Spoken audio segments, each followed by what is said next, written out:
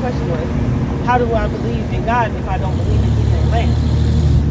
No, I said if you don't, If I don't eat meat. If you don't do what he told you to do. Right, but that's what I'm saying. But who are you? But who are you judging? God might be accepting. How do we know God don't accept me to do what I want? Because God didn't say that only he could judge. Right? You're reading from a book. I don't. That was a Tupac song. I don't care. There's certain stuff I don't believe in. I don't believe in all that book stuff. I believe in what I believe in. Like I said, I'm on my own journey.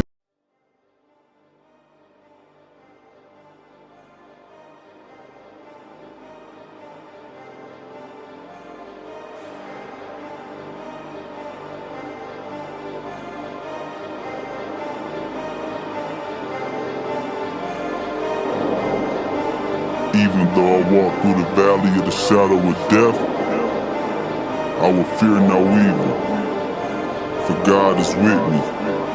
Your staff and your rod, they comfort me. Amen. Thank the Lord for my blessings, for my strength and protection. Man, I know that God got me, but I still keep a weapon in my city. Niggas shady for this money, they a trip, but I keep that 40 tucked. I won't let them catch me slip. If I have to catch a body, I just pray the Lord forgive. I don't wanna hurt nobody, but you know it's me or them. And see, I ain't tryna die, I'm just tryna live my life. Gotta live it to the fullest, cause you ain't gonna do it twice. Alright, I'm getting. This is Romans chapter 11, verse 11. Bring it out. I say then, have they stumbled that they should fall? God forbid. But rather, through their fall, salvation is come unto the Gentiles, for to provoke them to jealousy. To provoke them to jealousy, right? And that's what's happened. The Most High God has provoked the Jews in Jewry in jealousy. See what I'm saying? How did he provoke us to jealousy? Because he's offered the salvation to those of us that, you know, are less woke brothers and sisters. That's not in what they call Jewry. That's not keeping the law. We looking at them like we've been keeping the law the whole time. We've been knowing about it. We've been knowing our heritage. We've been following it the whole time. And now you let them people that left us, right? You let the people that left us come back and like it's all just cool and dandy, right? Now if the fall of them be the riches of the world, and the diminishing of them the riches of the Gentiles, how much more their fullness? For I speak to you Gentiles, inasmuch as I am the apostle of the Gentiles. So we read where Paul said that the Gentiles that he was talking to were the Israelites that were in other nations that weren't keeping the customs, right? So he said, I'm talking to you Israelites that are lost. Read. I magnify mine office, if by any means I provoke to emulation them which are my flesh, and might save some of them. For if the casting away of them be the reconciling of the word, what shall the receiving of them be? But life from the dead. For if the first fruit be holy, the lump is also holy. And the root be holy, so are the branches. So what's the root of this olive tree? This good old Father Abraham. If he's holy, if the root is holy, then the branch is going to be holy, right? And if some of the branches be broken off, and thou being a wild olive tree, were grafted in among them. A wild olive tree, that's very important to understand. We're talking about the parable of it. We're talking about an olive tree. What would that give you? Jeremiah 16 and 11. Jeremiah 16 and 11. All right. Damn, Hebrew. This is the book of Jeremiah, chapter 16 and verse 11. Bring it out. Then shalt thou say unto them, because your fathers have forsaken me, saith the Lord.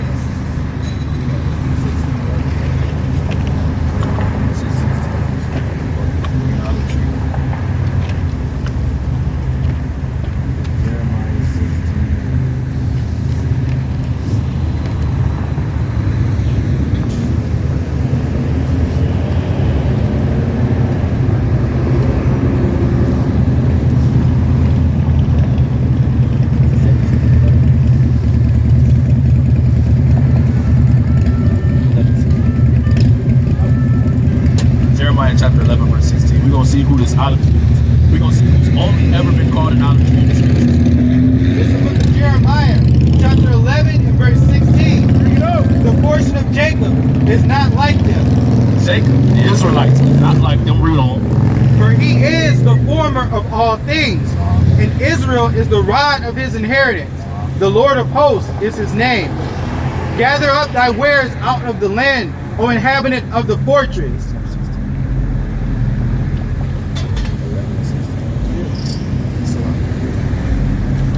The Lord called thy name a green olive tree. The Lord has called Israel's name a green olive tree.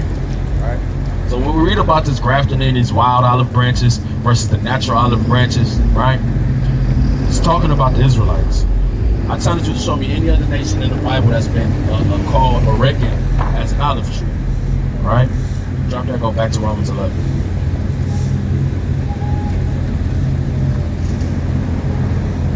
This is Romans 11, starting at 17.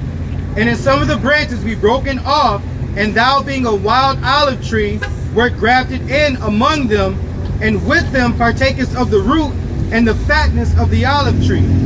Boast not against the branches, but if thou boast, thou bearest not the root, but the root thee. Thou wilt say then, you don't respect God. It's always a nigga that want to drive by and say some shit.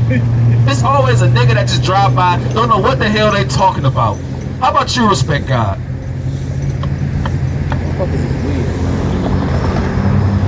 Thou wilt say then, the branches were broken off, that I might be grafted in. Oh, that's her God. I switched it. That's her God. To hell with your God, man. That's right. Listen, the white man can be your God as long as you want it to be. But guess what? That devil is on his way out the goddamn door. That's right. At the hand of a guy named Vladimir Putin, Lord willing. If not him, then it's gonna be a leader of Russia. That's right. Right? To look at the damn to look at Caesar as your God. Man, listen. I told you niggas is destroyed. Hold that, get Hosea 4 and 6. Hold that, get Hosea 4 and 6. Alright? You respect God. If this is your God, I hate you're in for a rude awakening. Because your God is getting ready to be destroyed. If that's your God, then your God is getting ready to be somewhere picking up dog shit in my field. That's right. You got that?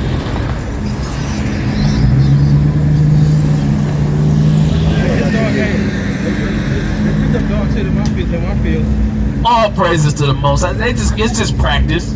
Well, Allen Iverson say practice. We sitting here talking about practice. Right? It's just practice. What I got you good? Hosea 4 and 6. Right? Our people so destroyed and respect God. Listen, your God is getting ready to be a damn slave, man. If this is the God you serve. See, we worship the Most High God in true sincerity. The one God whose name alone is Yahweh. There's no other God, but there's no other God besides him. There's no other God before him, and no other God is going to come after him, right? That's the only God that you so-called blacks, Hispanics, and natives are supposed to serve. And if you want to serve this goddamn devil, then guess what? You're going to die with the goddamn devil, man. You got it? This is the book of Hosea, chapter 4 and verse 6. Bring it up. My people are destroyed for lack of knowledge. Because thou hast rejected knowledge, I will also reject thee, that thou shalt be no priest to me. See that? It's how people are destroyed. Hold that. Give me Revelation 1 and 3. Give me Revelation 1 and 3. Because see, if our people just took the time to do something so fundamental, you learned about it in kindergarten. It's called reading, right? If our people just took the time to read.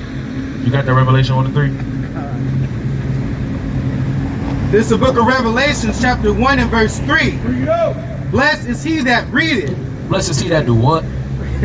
Blessed is he that readeth. If you actually read, it would say right there, it says right there in big red letters at the top, this is the devil. But our people don't like to read. They say you want to hide something from a nigga, where you put it? In a book. You put it in the goddamn book. Blessed is he that readeth. Read. It's not illegal. It's not gonna hurt you. It's not gonna kill you. What's up, bro? You doing all right? Hey, come check out one of these flyers. You said what? We are here teaching so-called blacks, Hispanics, and Native Americans that we are Hebrew Israelites, God's chosen people, right? And as such, we got to come back to God, keep His laws, right? Keep His statutes and commandments, because that's why we downtrodden. That's why we oppressed right now. It's because we broke them, right? So if you tell your kids to do something and they go against it, then they're going to get punished, right? Until they do what? Until they turn from what you told them to do, until they do that, and then show a pattern of good behavior and good works to follow, right? That's all we going through. Give me 1 Corinthians 3:16, right? Hey, listen, bro, out of love, I got to tell you, man, you got that cigarette ain't no good for you, bro. You got to let that shit alone. Hey, man, listen, and this is why lung cancer is running rampant in black communities. It's because they good. It's because we always be good. You gonna be good with a goddamn hole in your neck too, man. We gotta leave that shit alone. That's judgment from the Lord. It's a curse on us that we even smoke in the first place. It's in the curses of God, right? And we get it. I get it, man. You know, you need something from the day-to-day operation. You need something to take the edge off of the day-to-day. But listen, the Most High said, "Cast your burdens on Him, and He shall sustain." He's that escape for us. He's what gets the edge off for us, right? Not no damn cigarette. Not none of that, man. Don't get to that Romans 11. Sorry, just drop it. Get back to that Romans 11. This is the book of Romans, chapter 11, verse 19. We Hebrew Israelites. We Hebrew Israelites, we teach the so-called blacks, Hispanics, and Native Americans that we are God's chosen people. We come from the various 12 tribes, right? We got to keep God's laws and have faith in His Son. That's right. Because this place getting ready to be destroyed. See, at least they had enough decency to just ask questions instead of just talking out the side of your neck. And that's what happened when you assume. You make an ass out yourself. Yep. This is the book of Romans 11, chapter 19. That will say then, the branches were broken off, that I may be grafted in. Well, because of unbelief, they were broken off. And thou standest by faith. Be not high-minded, but fear. Don't be high-minded. I love it. Don't be high-minded, but fear the Most High God. Fear Yahweh. Don't think you know every damn thing, right? Don't think that just because you've been keeping the law X amount of time, right, that everything is cool, that everything is copacetic. Keep reading. For if God spared not the natural branches, take heed, lest He also spare not thee. Behold, therefore, the goodness and severity of God on them which fell, severity. But toward the goodness, if thou continue in His goodness, otherwise thou shalt also be cut off. Thou shalt also be cut off, right? And they also, if they abide not still in unbelief, shall be grafted in. For God is able to graft them in again. For if thou wert cut off of the olive tree, which is wild by nature, and were grafted contrary to nature into a good olive tree, how much more shall these, which be the natural branches, be grafted into their own olive tree? See, that all this is talking about, right, is the northern kingdom and the Jews who left out of Jewry. All it's talking about them is coming back. And it's telling the Jews that never lost their identity, don't boast yourself against them because you've been doing this your entire life. What's going on? What's going on, family? Well, you've been seeing all praises to the Most High. All praises to the Most High. We out here for, so you seen that, you know what we about. You know what we are standing up here for, man. You got the flyer. You got our information on it, man. You get a minute, tap in with us, man. Come build with us. All right? All praises to the Most High. Get to hell with these songs, man. Read. Behold, therefore, and they also, if they abide not still in unbelief, shall be grafted in. For God is able to graft them in again. For if thou wert cut out of the olive tree, which is wild by nature, and were grafted in contrary to nature into a good olive tree, how much more shall these, which be the natural branches, be grafted into their own olive tree? For I would not, brethren, that ye should be ignorant of this mystery, lest ye should be wise in your own conceits, that blindness in part is happened to Israel until the fullness of the Gentiles become in. Blindness has happened until the fullness of the Gentiles become in. Hold that, give me Genesis 48. Right? Because Paul is really breaking it down to you, right? And if you really know, if you really study this in depth, all Paul is doing is quoting a bunch of stuff out the New Testament. He just jumping from Old Testament. When I say new, he was going out the new, my bad. The Old Testament, Salak. You got that Genesis 48? Yeah. Let me see. You know what I'm saying? Joseph. No, I'm looking for a multitude of nations. Let me see. Just on this right here. That's so. Bring it up. This is the book of Genesis 48 and 19. Bring it up. And his father refused and said, I know it, my son, I know it. He also shall become a great people, and he also shall become great.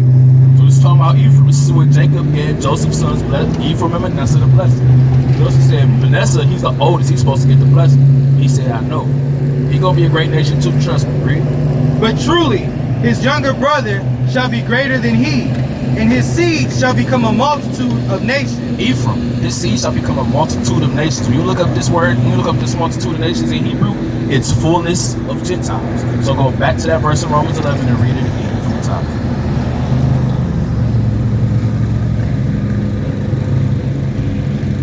This is the book of Romans chapter 11 and verse 25. For I would not, brethren, that ye should be ignorant of this mystery, lest ye should be wise in your own conceits, that blindness in part is happened to Israel, until the fullness of the Gentiles become in. Until the northern kingdom comes back into rulership, comes back into power. You see what I'm saying? Read.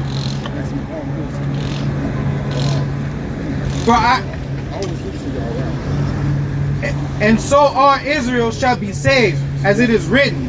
So wait, whoa. Read that back from the beginning. And so all Israel shall be saved, as it is written. So all Israel shall be saved, as it is written. So if this is talking about all Israel is going to be saved, where is these other nations getting grafted in here?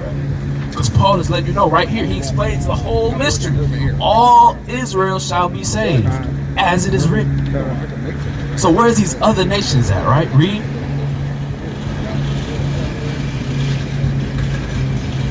As it is written, there shall come out of Zion the deliverer, and shall turn away ungodliness from Jacob. For this is my covenant unto them, when I shall take away their sins. As concerning the gospel, they are enemies for your sakes. But as touching the election, they are beloved for the Father's sake. Father's sake, man. So that's all Paul is teaching here is all of Israel shall be saved. The northern kingdom, those that fell off from customs and the heritage, right? And that's what we are here in Mystery Babylon. That's what we are here in America. We have discontinued from our heritage that the Most High God gave us, right? So we got to be grafted back in, right? The same way that every brother you see standing up here was grafted back in, right? And now we are as the natural olive branches. We come out here to graft in some more of the wild olive branches. Coming out here to keep on grafting Israel back into this tree, right? So we can graft in this tree, right? So this tree could be that tree of life that got 12 diverse fruits. See what I'm saying?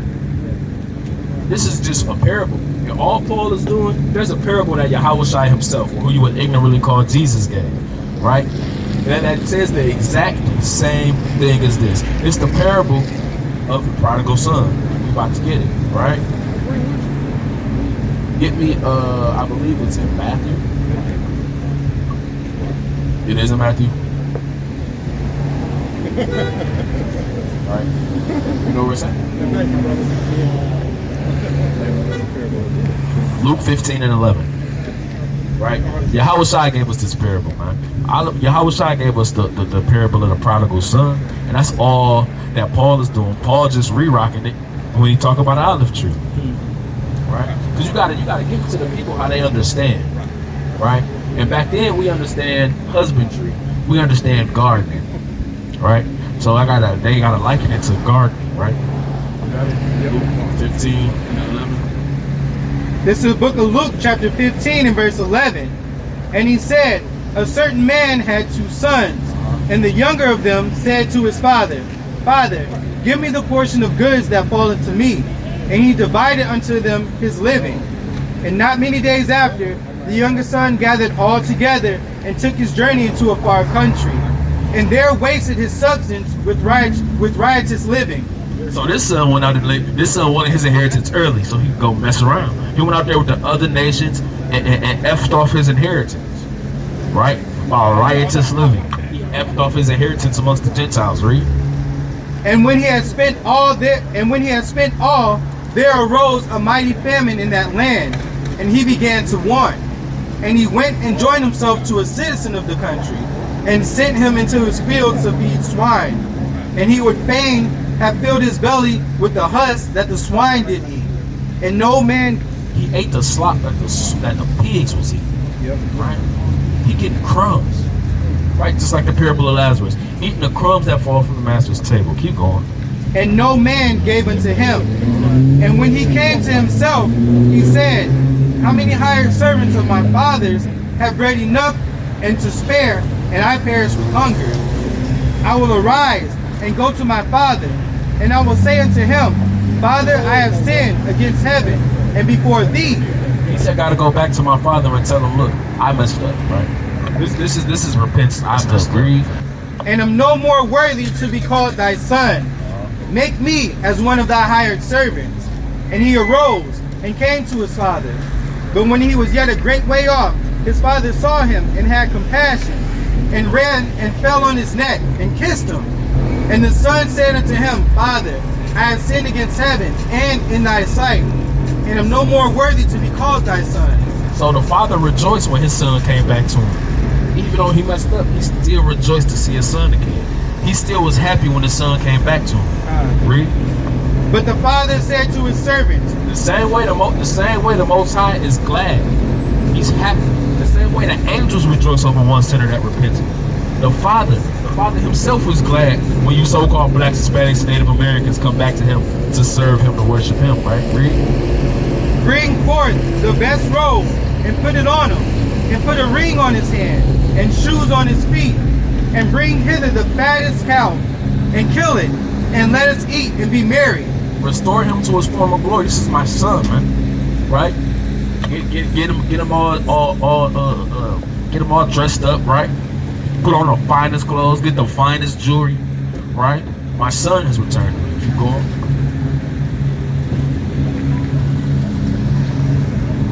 For this my son was dead and is alive again.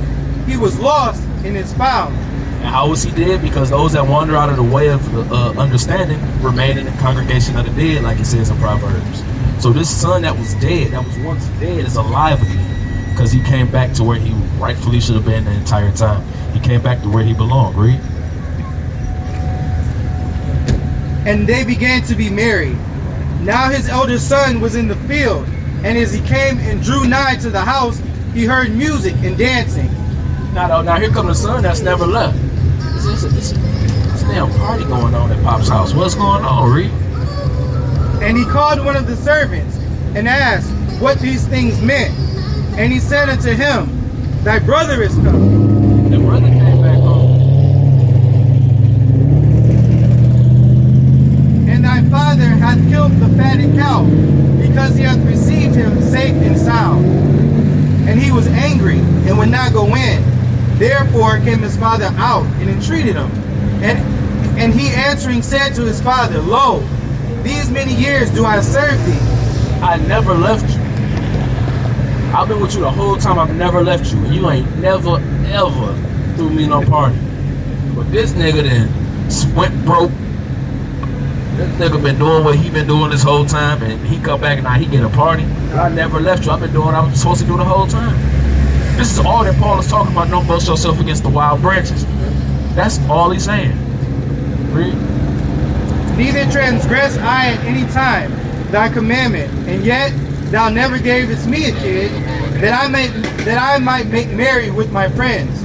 But as soon as this thy son was come in, which hath devoured thy living with harlots, thou hast killed for him the fatted cow? And he said unto him, Son, thou art ever with me, and all that I have is thine. Not your Jesus, huh? That Cadillac reversed though, so not your Jesus, huh? It was meet. It was meet that we should make merry and be glad. For this thy brother was dead and is alive again, and was lost and is found. Brother came back to where he should have always been. That's the reason to celebrate, Reed. And he said, What's going on, bro? You doing all right, brother? Hey, when you're done, come get one of these flyers. Come check out this information, man. and he said unto his disciples, there was a certain rich man which had a steward. What's going on, King? Come get one of these flyers. Come check out this information. We out here for our people, man. You doing all right today, brother? Oh yeah. What's your name, King? Abu Bakr. Abu Bakr? So what you believe? You believe Islam? Or? I mean, I was raised in Islam, but you know, I studied a lot of religions. So at this point, I really don't put it in one religion because I just believe in righteousness, man. Believe in righteousness? So what is righteousness to you? I mean, righteousness is living up to our creators, you know, when he put us on this earth, basically. So now that next question, because you know we gotta teach the younger generation, right? Because it start with the younger ones. Because eventually we all gonna get old, right? Our strength gonna fail us, right? So we gotta make sure that we lead the next generation, and then so that they can lead the next generation, that we can just be better, and the cycle just keep on continuing. So you said righteousness is what God created us to be. Now let me ask, what did God create us to be? I mean, to be righteous. I mean, in His image. You know, He created us in His image. So if He created us in His image and He breathed it into us or whatever, He gave us His essence or some of His essence, so to speak. We just gotta, you know, be good, kind, fellow mankind, you know, especially our people, because I'm a believer in the original race. Well, you say, especially our people. I say it should be only our people. I mean, I agree with that. When it comes down to it, that's what it is. So now, boom, let me show you something real quick. Can you give me that? You got Ecclesiastes 12? This is the book of Ecclesiastes, chapter 12 and verse 13. Bring it up. Let us hear the conclusion of the whole matter. Fear God and keep His commandments, for this is the whole duty of man. Keeping the commandments of God. That's our righteousness, right? That's what our righteousness is. And the law tells us to teach our kids, right? It tells us to teach these laws, statutes, and commandments to our children, right? Because that's for our benefit. You know what I'm saying? Part of the law is don't look at your brother with a hateful eye. How many times do we go in these gas stations, these stores, and people that don't know each other from a can of paint bugging each other because of what you got on? Somebody don't like you because you got Jordans on. Somebody, you in the same neighborhood, in the same predicament, just trying to get by just like them. But who's this nigga? The hood you from? See what I'm saying? Well, if we do it ourselves and teach the younger generation, then that evil eye go out the window, right? If we keep the laws of God, we eat better. With no pork, you know what I'm saying? We'll take better care of our bodies, that we can live longer, that we'll be at able strength longer. You see what I'm saying? You know, it's funny you say that because, you know, he come out like like he don't eat pork. He a vegetarian naturally. Like he won't eat, and he like to eat with his hands.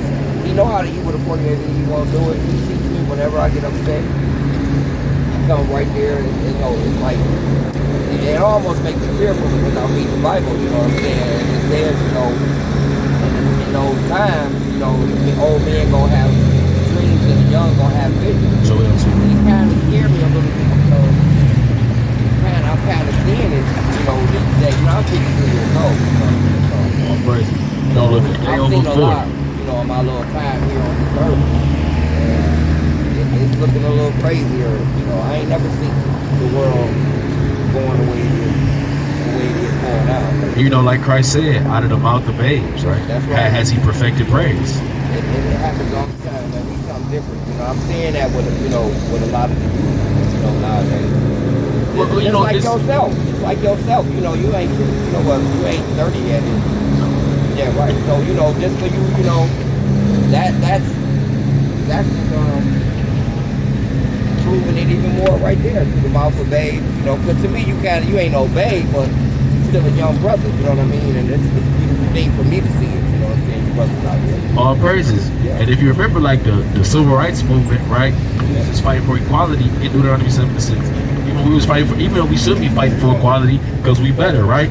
Yeah. You see what I'm saying? So even that was a youth movement in and of itself. Yeah. You see what I'm saying? It's Yeah. always been a youth movement. Yeah. Because the young ones, they the rowdy ones. That Them those the are young the ones that's lions. gonna make the change. They gonna, we gotta teach the change, and they gonna make the change. Yeah, and you know, our elders, they still play a role in it too. Oh, yeah. They the ones that gotta, with the wisdom that they've picked up, they the ones that still gotta guide the youth, or so to speak. See what I'm saying? Yeah, yeah. Now watch this, Deuteronomy 7:6. I want you to hear this too, young brother. This is for you too. I want you to hear this. Read. This is the book of Deuteronomy, chapter 7 and verse 6. Bring it up. For thou art an holy people unto the Lord thy God. It said that thou art a holy people. That word holy means separate or set apart, right? So you hear this word holy thrown around a lot, Oh, yeah. right? But it simply just means separate. So it said we're separate to God. Read. The Lord thy God hath chosen thee to be a special people unto himself. You chosen, right? You chosen, right, young king? It said the Most High, we're chosen by God. God chose us. Keep going. To be a special people unto himself, above all people that are upon the face of the earth. Like I said, we was fighting for equality when we weren't supposed to be, because God said we above everybody else, and we know that.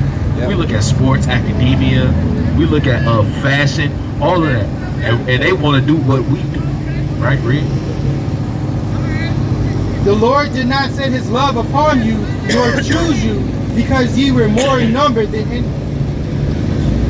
That basically just saying the Most High God didn't choose us because we were the largest nation, or because we was the smallest nation. It all go back to the promise He made to Abraham, our forefather, that his seed would inherit the earth, that we would be rulers of the kingdom, right? Because Abraham was found faithful. You know what I'm saying?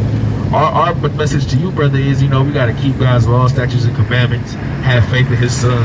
Know who the world ignorantly calls Jesus Christ. His real name is Yahweh Shai in the Hebrew, right? In the Paleo Hebrew, which is what his people at the time spoke.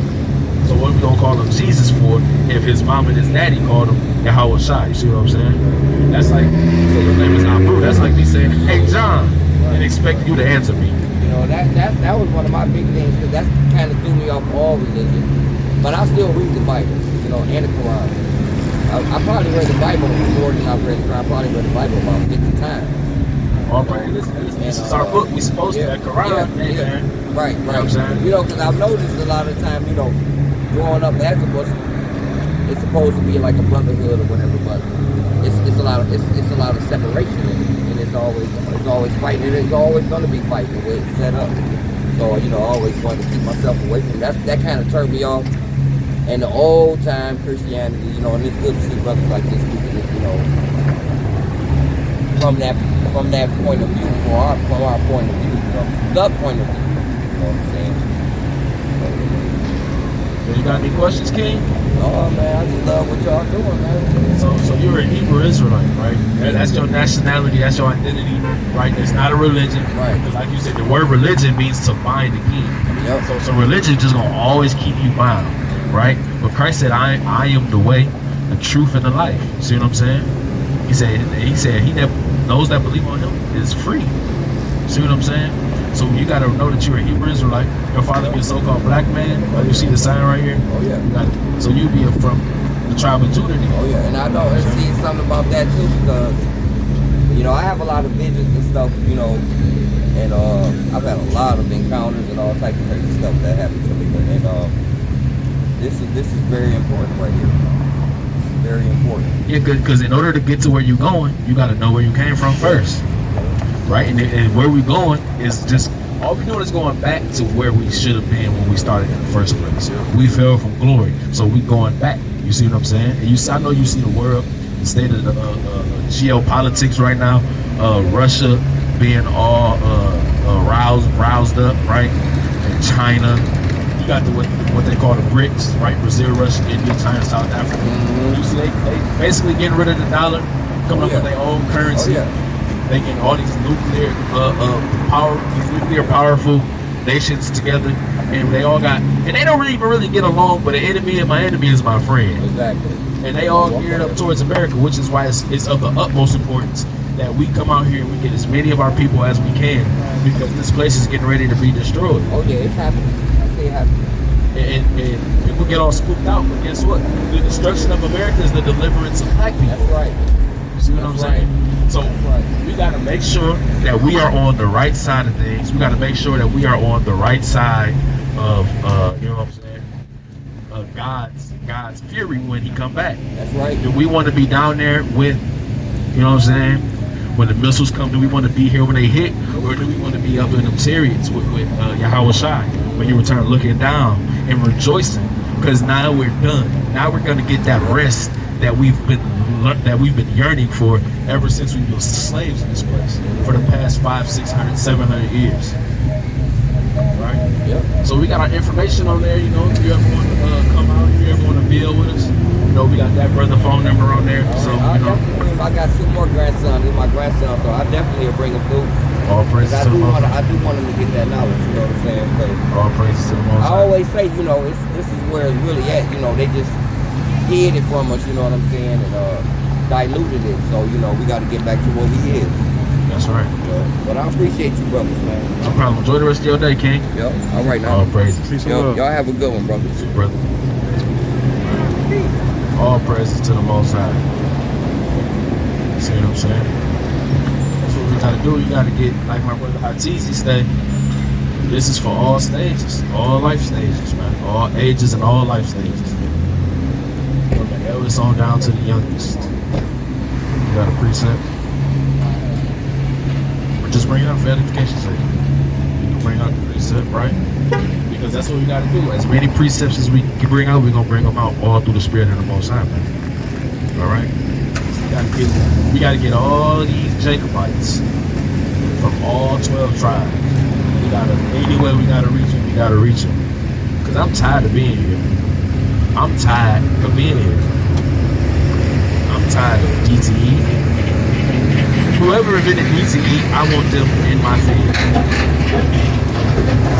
Whoever run DTE, I gotta holler at you in the kingdom, man. You got that precept? This is the book of Revelation, chapter 15.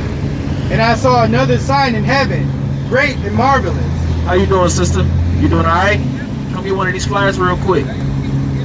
Yes, ma'am. So are you. Your father's a so-called black man, and you would be one too. You said you don't care about what?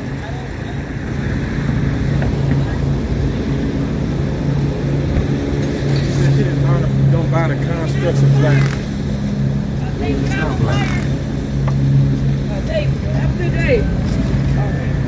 You're an Israelite, sister. Keep God's law, statutes, and commandments. Have faith in His Son, so we can get up out of here. Okay. Get that rest that we so rightfully deserve. God bless.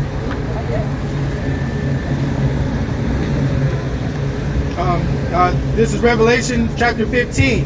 And I saw another sign in heaven, great and marvelous. 7 angels having the 7 last plagues, for in them is filled up the wrath of God.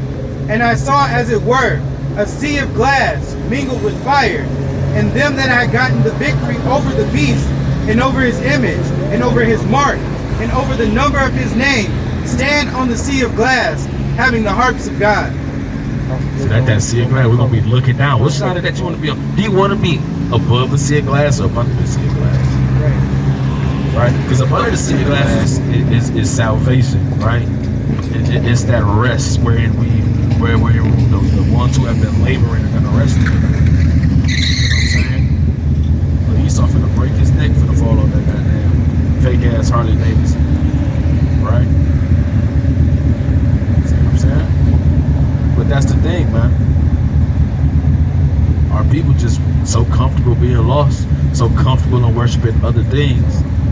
She said she don't believe in the constructs of Hebrew Israelites. No, black.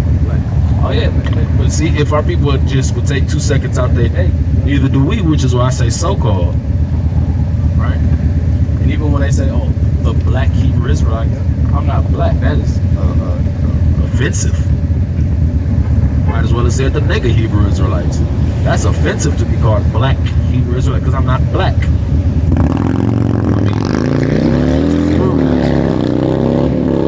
I'm brown, right?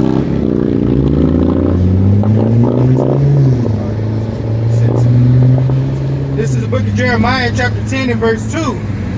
Thus saith the Lord, learn not the way of the heathen, and be not dismayed at the signs of heaven, for the heathen are dismayed at them, for the customs of the people are vain.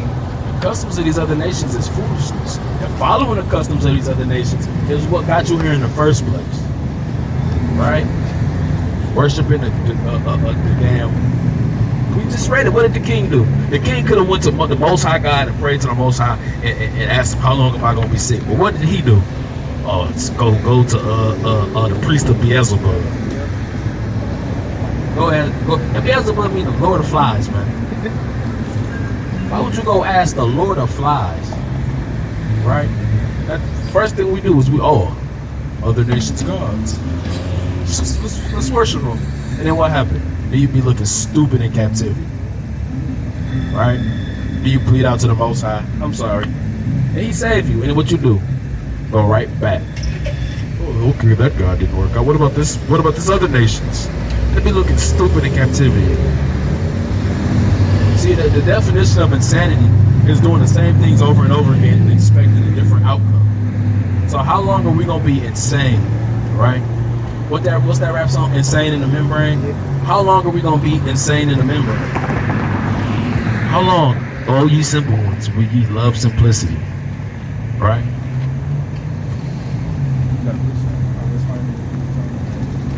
How's it going, sister? You doing all right? You know God loves you. You would be a Hebrew Israelite more than likely from the tribe of Judah. When you come out the store, come get one of these flyers. Look into this information. The best thing God put on this planet is the so-called Black, Hispanic, or Native American. Right?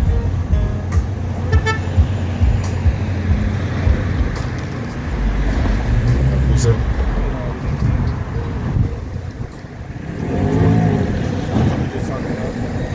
It was 2 Kings 1. Right? That's what got us in this captivity in the first place. The serving and the worshiping of other nations' gods. Right?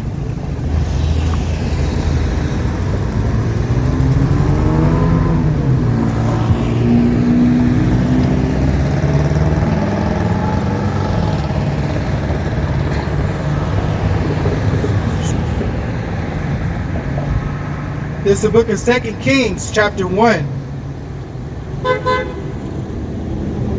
This is the book of 2 Kings, chapter 1, and verse 17. Bring it out! So he did according to the word of the Lord, that which Elijah had spoken. And Joram reigned in his stead in the second year of book of 2 Kings, chapter 1, and verse 12. And Elijah answered and said unto him, if I be a man of God, let fire come down from heaven and consume thee and thy 50. And the fire of God came down from heaven and consumed him and his 50. So you know, and the reason ever since we read it, this has just been on my mind, is because the Most High God don't play about his chosen. Nope. He don't play about the ones that serve him. Right? That's right. They wanted to. The king was so mad at Elijah, he sent 50 niggas, hey, go get him, right? And Elijah said, look, fire, and what did Jamaicans say? Fire upon this place, man. And fire fall from heaven. Boom. The king sent 50 more. Elijah again. Fire. Boom. The last 50 was scared. They said, look, we heard about what the other 100 went through. Please don't do this to me, all right? Please. The king wants you. But the angel told Elijah, don't fear, just go with him, right? And guess what? And guess why that happened? Going back to the very first thing I said is because Elijah allowed the Spirit of God to move. Elijah allowed that Spirit to move. He trusted in the Most High God. Right? Give me Deuteronomy chapter 10. Give verse 12. Right?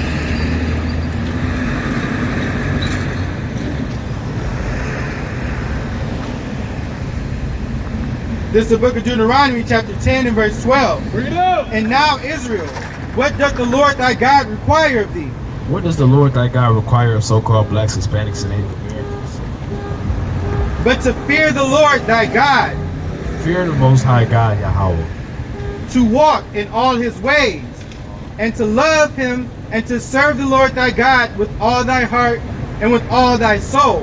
And the king The guy who you go to that building every Sunday and profess to believe in, profess to worship, said this is the first and the greatest commandment, is to love the Lord thy God with all thy heart, all thy mind, all thy body, and all thy strength, right? Read.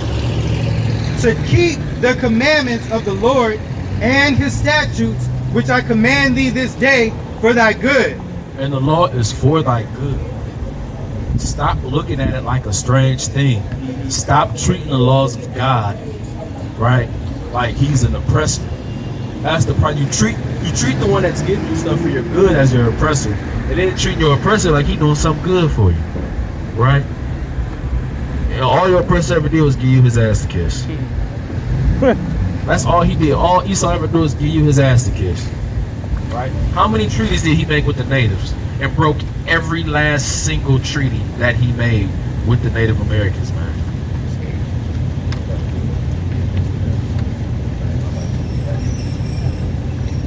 This is the book of 1 John chapter 5 and verse 2. By this we know that we love the children of God, when we love God and keep his commandments. When we keep the commandments of God, when we love God and we keep the commandments, that's how we know that we love the children of the Most High. The keeping of the commandments is love. That's how you love God. That's how you love his kids. That's how you love yourself, is by the keeping of God's laws. Read. For this is the love of God, that we keep his commandments, and his commandments are not grievous. The commandments ain't hard to follow, right? It ain't hard. It ain't. I'm still waiting. I'm still looking for the law, right? In the Torah that's impossible to keep. You know, outside of you know, the ones that we don't have a temple, the ones that pertain to the land, we're not in the land. So we can't go offer our free will offerings. We can't go offer our feast day offerings, right? But guess what? That's where Christ comes in the picture. That's where your king, your savior, your Messiah comes in the picture. All praises, all praises. Hey, come get one of these flyers, sis. Yeah, come get one of them. Hey, I done seen him. I done seen him hop out the car. You know what I'm saying?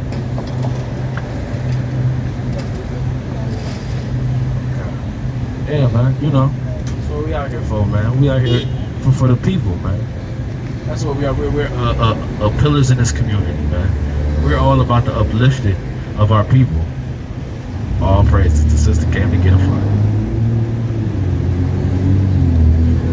Hey, sis, how you doing? So you see the sign right here?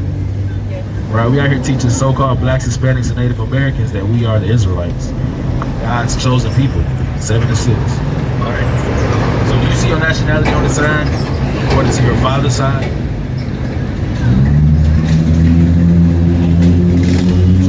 All praise. So you'll be a Hebrew Israelite, a princess from the tribe of Judah. Now you know what's so special about Judah, right? That's the head of the rest of the other nations, right? We the ones, as a tribe of Judah, we the ones that lead the rest of the nation.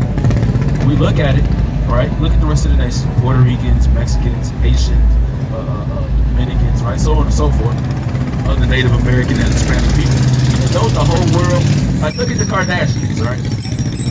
Even them, even other nations, they go to the doctors to try to look like you, and to try to get you to hate yourself. They try to get us to hate our full noses, our kinky hair, our full lips. But guess what? Don't you know that we are biologically designed to thrive on this planet?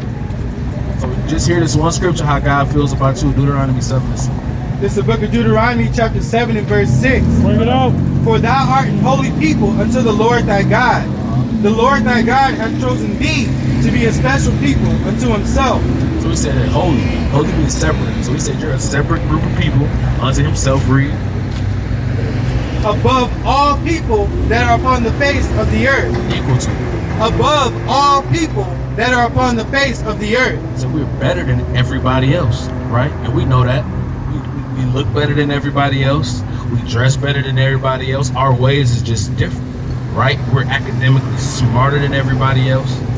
We're more physically fit than everybody else. We're above all people, just like the Bible tells us we are, right? Don't you? All praises to the Most High. You got any questions? All praises to the Most High. We'll look into that, man.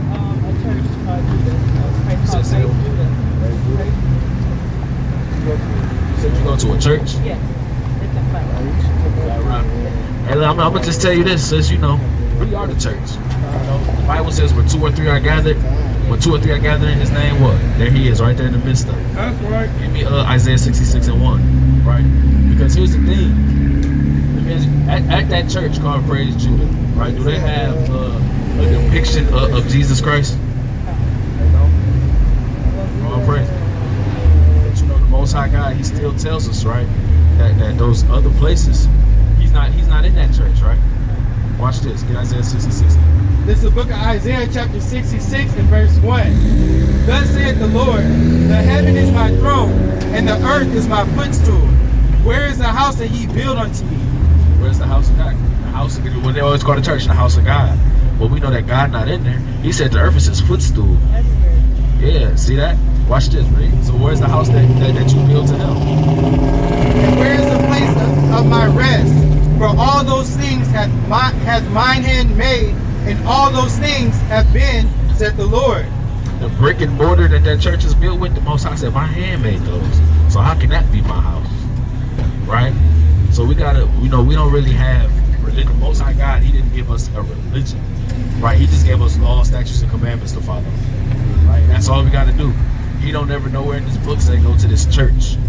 Now when we're at home and when we're autonomous, we have a temple where the priests do the work of God, where we give our sacrifice to.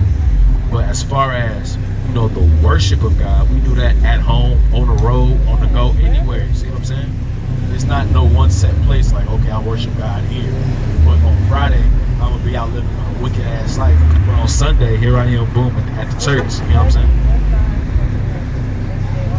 Every day, all day. So watch this. Does your church tell you to keep the laws of God? They don't. But watch this, right? Boom. So one of the laws of God, you know, the Leviticus 11 is the Dietary, right? And the laws is given to us for our good. So we look at all of these health problems, gout, diabetes, high blood pressure, all these. We're supposed to believe in what? I don't believe you don't believe in that Bible. Okay, I see what you're saying. You know what I'm saying? But like, let me ask you this. So you say you believe in God. So as a believer in God, then that means you would naturally have to do what God say do, right? Yeah, you gotta naturally do what God say do. So do you eat pork? No. No, all praises. See that? You know the law tells us not to. You eat shrimp, crab, and lobster? No. All praises. You don't do like that sea moss, that seaweed. I'm on the verge of being vegetarian. Hey, listen, there's nothing wrong with it, but you know there's always that one day of the year where you gotta eat that lamb. Okay, no, I'm not. You got to. No. It's the Passover. You gotta eat that lamb with that bitter herb, that unleavened bread. So you gotta eat that lamb taco. Not even if God told you to. Then how you believe in God? If God can tell you to do this, you gonna be like, hell no. You still feel like it's our body, and once our body is used to something, it's not good to eat something that we're not used to because it can make us sick. So once you're not used to eating something, you're trying to eat it, it's gonna make you sick. You gotta eat what you've been. Don't eat. That's like going somewhere to be used to something and then it's just weird. It's different. Changes can be good, but all changes is not. I don't like the meat texture, none of that. So it's not for me, it's not for everybody. So if I say I gotta eat this, I'm not eating it. I'm just gonna die. I'm sorry. I'll starve. That's me. Yeah, how's that belief in God then? Everybody got their own beliefs and everything. So I'm here listening to you. It doesn't mean that I agree with everything you're saying. I'm just listening. I'm here to listen and hear what you got to say. And I appreciate the listening ear. It's just, you know, I'm trying to build, I'm trying to dialogue, you know what I'm saying? Just trying to pick your brain. People just in one speech. You can hear people out. That's anywhere. In church. You go into the church, you go there, you stand there and you listen. But that doesn't mean you're going to walk out of there like a fake believer. I believe in certain things. Just like I believe in a lot. But there's a lot of things I don't believe in. I do believe there's God, but there's so much more to everything. Like, you get raised and you get told so much stuff. And it's like you get brainwashed from the reality of life. So you have to learn things on your own. So I'm here, like I said, I'm here to listen and learn. But I also have my own beliefs that I agree in. So I don't like that. So I'm not about to slip and force myself to eat something just because God said it's going to eat this to survive. well, you put us here to eat certain stuff, and now when we get used to it, our body rejects it. Just like milk, we're not supposed to eat cows and all that stuff, but our body rejects it. My son is allergic to all that stuff. He throws up everything. So you have to learn what's good for your body. Put like better stuff in your body, nutrients that you know you can't, all the other stuff. So No, if you're allergic, of course you should. but I'm just saying, You know you what never I'm know you're allergic. You never know. They tell you allergic, but how do you know that? We're not supposed to be eating after animals. Just like, okay, you don't see us having babies and giving our babies, other milk. We're not supposed to. They're supposed to drink from us. If we can't, we're supposed to just get it out of us and then give it to them in a bottle. We're not supposed to go to other sources, this man-made milk and stuff like that. It's hard. Oh, me personally, I drink almond milk. I'm just saying, I don't even like that milk. So it's just still, I tried, I don't mind giving things a try. But I'm gonna keep doing it. So let me ask, okay, so you said you got your own belief. What do you believe? I believe there's a God. Like I said, everybody's different. I believe there's a God, but I've been through so many religions growing up. So I'm finding my way back, to be honest. So that's what I said. I don't mind stopping here and hearing about because I want to know what I'm missing. But then I also am still confused and still learning as I go on my journey of life. Yeah, that's all you can do is learn for yourself, which is why I always tell people that listen, that come and we dialogue, we build together. I say, don't just take me at face value just because I said it. I want you to take this information I give you today. You got the flyer, you got the YouTube. Right. You can do your own research absent that information. Right. Do it for your research for yourself, Of and course. then see what I'm saying? Yeah. But a lot of times, I'm not saying it's you, but a lot of times, people get so closed-minded. And a lot of times, especially when they're in religion, you know what I'm saying? If pastor don't say it to them, then it just can't be right. See what I'm saying? I even sit in church and just be looking at my pastor like, okay. Yeah, I don't agree with that, but go on. I'm not here to judge you. Go ahead. Just like I don't believe in offerings. I don't believe in it. I don't give offerings. Sorry, I don't. So, we don't got a temple too anyway. I feel like they get rich off of us. So it's a lot of stuff that I don't like that churches do. So I actually stopped going for a while. So, like I said, I'm still on my own journey in life. But at some point, there's a measuring stick, right? Like at some point, right is right and wrong is wrong. And there has to be. Only God can judge you. Only God can judge you. So like if you sit up here and if you judge me, you can judge me, but No, but I'm not judging. I haven't judged you. I think that's judgment at all. Like you said, how do I believe in God? Your question was, how do I believe in God if I don't believe in Heathen land? No, I said if you don't, If I don't eat meat. if you don't do what he told you to do. Right, but that's what I'm saying. But who are you? But who are you to judge me? Only God can judge me. So God might be accepting. How do we know God don't accept me to do what I want? Because God didn't say You're that reading only it he from a could book, judge. right? You're reading from a book. I don't. That was a Tupac song. I don't care. There's stuff I don't believe in. I don't believe in all that book stuff. I believe in what I believe in. Like I said, I'm on my own journey. I'm in a mission, but I'm still going you out. I don't carry around no book. I don't. So that goes back to the question I had just asked. So, like at a certain point, there has to be a measuring stick, right? There has to be right is right and wrong is wrong. Because at that point, then it's just up to my personal feeling. So if I feel like robbing and selling dope is right, then hey, I should just be allowed to be able to do that, right? But somebody else might say it's wrong. So now who's to say who's right and who's wrong? Right, but that's there has to be a measuring stick. Right, but that's for you to decide. But you still can hear people out. You still need to listen, and maybe it might click later. It might click, right then and there. But that's for you. Exactly, which is why all we can do is just have a conversation, and Lord willing, a seed get planted. But I believe that there has to be right versus wrong, and there has to be a measuring stick to decide what's what. Right. And if there's a Most High God who has ordained everything, if we believe in a God, then He, as a supreme being, has to be the ultimate author, has to be the ultimate judge of who's right versus who's wrong, and He has to make that known to His people of what's right and what's wrong. And the way we determine that is by the laws of God. And if we're not keeping the laws of God, then we can't say that that's right. That has to be wrong.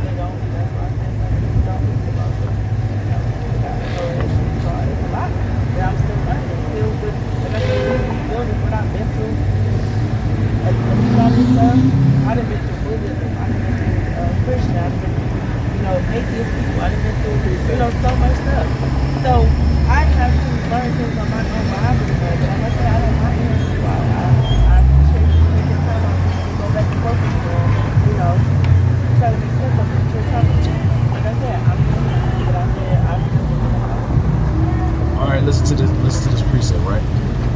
Proverbs chapter 14 and verse 12. There is a way which seemeth right unto a man, but the end thereof are the ways of death.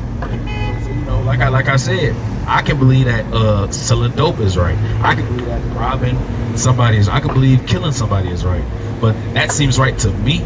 But the end, if I do all that, then the end thereof is death. Right? And like I was saying, get Isaiah 8:20. There has to be a measuring stick. There has to be something that is universal, that lets everybody know, boom, if you do this, you off. If you do this, then you know you're right, right? There has to be that measuring stick, or else it's just everybody doing what they want to do. And that breeds chaos. You look at the state of the world, because everybody do what they want to do. That breeds chaos. So there has to be something. There has to be something that sets that uniformity for everybody, right? Because when, like you just said, it's doing that now, and the world is in chaos, right? You got that Isaiah 8:20? Because God gave us the measuring stick, right? This is the book of Isaiah chapter 8 verse 20. To the law and to the testimony. To the laws of God and to the testimony of the prophets, right? So to the law and to the prophets, read. If they speak not according to this word, it is because there is no light in them. So that's the measuring stick. And if we don't follow that measuring stick, it's because there's no light. Now watch this. Get me Leviticus 19. Let's just go into the law, right? Because if we just keep the law, our communities will be better. Because the law tells me not to look at other black and brown people with hatred in my eyes. Right? It tells me not to gossip. How much stuff in our neighborhoods has been started based off of he said, she said? Instead of just going to the source. Like if I got a problem with you, I come tell him, hey man, you know. And then he come tell you, well, you know, he said, you. And now you mad at me. He could just be making stuff up off the top of his head. And we know about the telephone game. Somebody whisper a secret, and by the time you get to the end of the line, it's completely different. So you got that? Leviticus 19, starting verse 17. So that he said, she said, start a lot of stuff in our communities, but the laws of God tell me not to. 16. This is the book of Leviticus chapter 19 and verse 16. Thou shalt not go up and down as a talebearer Don't gossip among thy people, neither shalt thou stand against the blood of thy neighbor. I am the Lord. If you see one of your people being wrong, don't just stand by idly. George Floyd would still be here if we did that. And I know you saw what happened in Montgomery, Alabama, right? When the white boys jumped that security guard, the brothers didn't stand by idly by the blood of their neighbor. They jumped in and they helped them. See what I'm saying? Our communities would be better. We would stop being looked at as dirt. We would stop being able to be divided and conquered if we just did that, right? It'll be a lot of black and brown people still alive that have been murdered if we do that, if we keep these laws of God in our community. Get verse 17. Thou shalt not hate thy brother in thine heart. Thou shalt in any wise rebuke thy neighbor, and suffer not sin upon him. If like we established the laws, the measuring stick, if I see my brother and my sister going against that, then right, it's love to correct them. It's love to let them know, right? Hey sis, hey bro, you're doing wrong. If I see you get ready to walk across the street and a car flying down the street, I would be at fault. If I saw it and just let you just walk across the street, that blood would be on my hands. Because I could have warned you, I could have told you, hey, that car coming, right? Keep going. Thou shalt not avenge nor bear any grudge against the children of thy people. How many people, you see this in families all the time, how many people not speaking to their cousin, their auntie, their brother, their sister from something that happened 20 years ago, right?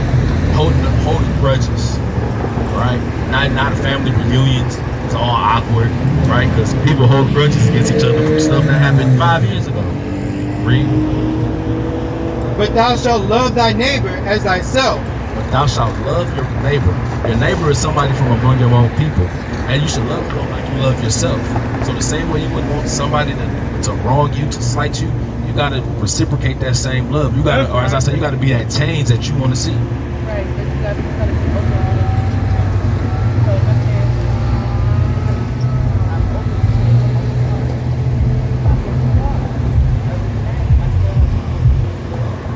to maybe I should. Maybe if there's something that goes over that makes it might be that, okay, I'll learn it. So that's all I feel.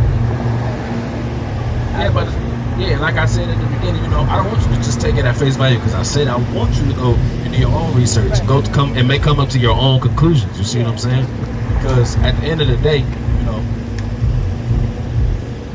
us being Hebrew Israelites and us professing, you know, to love and to follow the Most High, He told us to keep His laws and be blessed. Get Deuteronomy 28:15.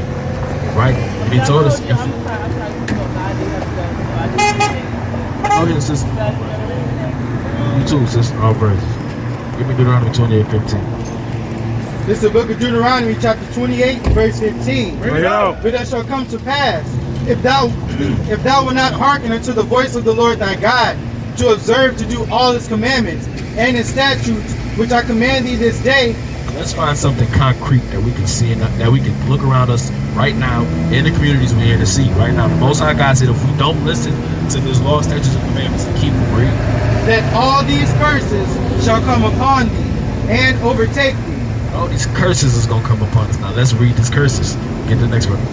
Cursed shalt thou be in the city, and cursed shalt thou be in the field. All you got to do is look at crime in the deed. All you got to do is go turn on the news. Look at crime in the deed. We see we cursed in this city, right? How many murders? Right? Detroit used to be the murder capital for a long time. Then we look at St. Louis. Who's mostly in St. Louis? Chicago. All them major black cities, right? We cursed in the city. And when it's not us killing each other, we get gunned down by the police every 28 hours. That's right. We cursed in this city. And we was cursed in that field. We know what we was doing in them damn cotton fields. But the Mexicans still go through to this day in them strawberry fields. We curse anywhere we go. Give me verse 37.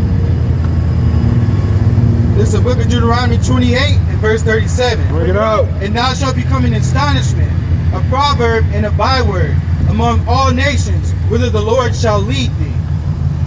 You should be an astonishment, a proverb, and a byword. We're going to be called everything but what we truly are. You got people running around calling themselves Puerto Rican. Puerto Rico means, in Spanish, for port of riches. Like a brother once said, if there was no resources in Puerto Rico, would you call yourself Puerto Broke? Would you call yourself Puerto Broke if Puerto Rico didn't have riches? Right? What is a Puerto Rican? African American. Africa's a continent and America's a continent. You got North, Central, and South America. Those are continents. How you two continents at the same time? And those continents got countries, right? There's 54 countries in the continent of Africa. North America got 3 countries, right? You go down to South America, there's many more. So how you two continents at the same time, right? Mexico, El Salvador, right? When the Spaniard named El Salvador, it means the savior. Well, the devils will say that they was your savior. Right? Now give me 68. This is how we know that the Most High God, Yahweh, is God overall. This is how we know that this Bible, that the laws of God is our measuring stick. Because the Most High God said if you don't keep these laws, then these curses is going to happen. And we look at these curses and we up under them today. We've been up under them every time we went off and disobeyed God, right? Give me 68. This is the book of Deuteronomy, chapter 28 and verse 68. Bring it out. And the Lord shall bring thee into Egypt again with ships. The Lord shall bring you into Egypt again with ships, right? That word Egypt, when you deal with it in the Hebrew, Mitzrayim or Montezarian, be between a rock and a hard place, or between the rocks, right? And if you're familiar with the Bible at the time of Exodus, the whole story of Moses, right? Egypt was our slavery. Egypt was the house of bondage, right? That's where we were, that house of bondage. See what I'm saying? If you don't think this place is modern day Egypt, if you don't think this place is the modern day house of bondage for us, go down there to Memphis, Tennessee. Go to Las Vegas, Nevada. They got buildings erected in the shape of pyramids. Go to Washington, D.C. and look at the Washington Monument. It's just an Egyptian obelisk. They put it right there in your face. Look at the back of your dollar. Why is it American currency got an Egyptian pyramid on it? This ain't Egypt, right? So he said, I'll bring you back into slavery. I'll bring you back to the house of bondage again, right? Read. By the way whereof I spake, and the Lord shall bring thee into Egypt again with ships. By the way, With what? with ships. I mean, come on, man. The Most High God put it right. How did the so-called African Americans, the Haitians, the so-called Jamaicans get over here? By way of slave ships. And before that happened, in the 1440s, all the Spaniards was doing was bringing Native Americans and the Spanish and taking them to the other side of the world. Hence the triangle slave trade. Hence there being what? The transatlantic slave trade is in the shape of a triangle, right? That's Finish right. it out. Thou shalt see it no more again, and there you shall be. So we weren't supposed to see slavery no more, because once we got delivered from Egypt, we were supposed to keep the laws of God, and everything was supposed to be beautiful. Everything was supposed to be peachy keen, right? But nope. Soon as we left out of Egypt, what we do? Soon as we couldn't see Moses no more, what we do? Hey, Aaron, build us this golden calf, please. This is who delivered us from Egypt, this golden calf. Right? Oh, okay. See what they be stopping on. The Bible says Israelites be stiff and hard-headed from the beginning. Right? And there ye shall be sold unto your enemies, for bondmen and bondwomen. And when we got off them slave ships, we would be sold to our enemies. We know as soon as we got to Jamestown, Virginia, when we got put on them auction blocks, who we was sold to. So we not our own enemy. We got an enemy, right? And it was a slave master. It was the people whose last name was Johnson. It was the people whose last name was Gonzalez. It was the people who had these last names, whose identity that they just forced on us. That's right. That's our enemy. And I'm gonna just be frank and say it. The goddamn white man. The That's damn right. Spaniard. The damn East Indian. That's right. The damn Teach up. African. Right? That's right. The damn Arab. Right? That's right. Go at the gas station and tell me who behind the counter. It ain't us. Go to the damn beauty supply store and tell me who behind the counter. It ain't us. Teach Go up. in the liquor store and tell me who behind the counter. It ain't us. But guess who the janitor in that place is? It's always an old, you know what I'm saying, an old so-called black man in there. That well, you can sweep my floors. You know what I'm saying? You could be my security at the door. But to own it, right? You see what I'm saying? It's not us. And what they do, and what they selling us in that gas station, backwoods, damn hookah, right? It's a liquor store, it's a church, and it's a dispensary on every corner, man. Right? Finish that out. And no man shall buy you. And that word buy means to redeem, which is why you look at Martin Luther King, right? To no avail. Malcolm, to no avail. Marcus Garvey, no avail. The Freedom Fighters, the Black Panthers, Sojourner Truth, Harriet Tubman. We can go on and we go on all the so-called black and brown people that tried to redeem us and never did, and it never worked. Because guess what? This is contingent upon your ability to keep the laws of God. That's what this whole thing is about. You got to keep the law to be blessed. You break it, you'll be cursed. And you can't expect a man to save you. The Most High God, He's going to save us. That's how we get saved out of this captivity. The Most High God is going to send His Son, who you call Jesus, Hamashiach Yahushua. He's going to send His Son to deliver us, right? And that delivery ain't going to be with roses. It's not going to be saying kumbaya, joining hand in hand, right? It's going to be when Russia and their allies wars against America and her allies.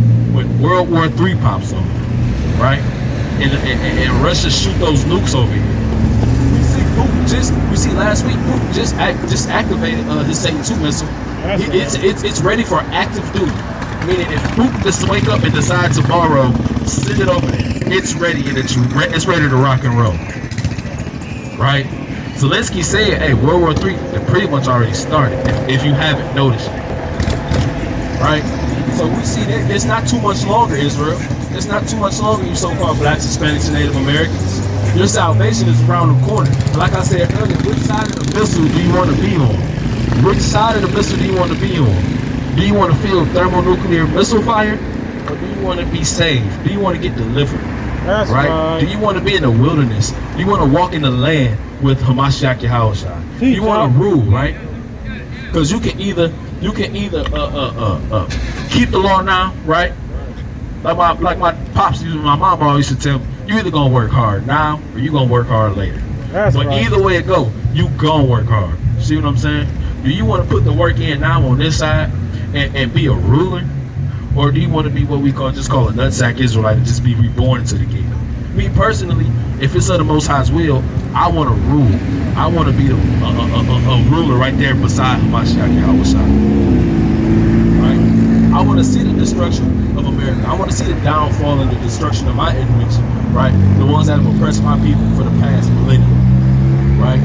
Unspeakable tragedies, right? We talk about lynchings down south, right?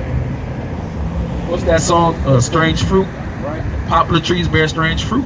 I was talking about the bodies of black people hanging from trees. We're talking about the Spaniards coming to Puerto Rico lynching Puerto Rican women and then cutting the stomachs open and having the little babies lynched by the umbilical cord, man. And we fight to save these people. What salvation is it, brother? If the oppressor and the oppressee and the oppressor and the oppressed get saved together, how's that salvation? Because we just gonna go to this next place and then get oppressed again, right? It don't make sense. See what I'm saying? You got a precept? This is the book of Joshua, chapter 24 and verse 14. Bring it out. Now therefore, fear the Lord and serve him in sincerity and in truth. Serve him in truth and sincerity. Don't do it just with lip service. Actually fear the Most High in truth and in sincerity. How do we do that?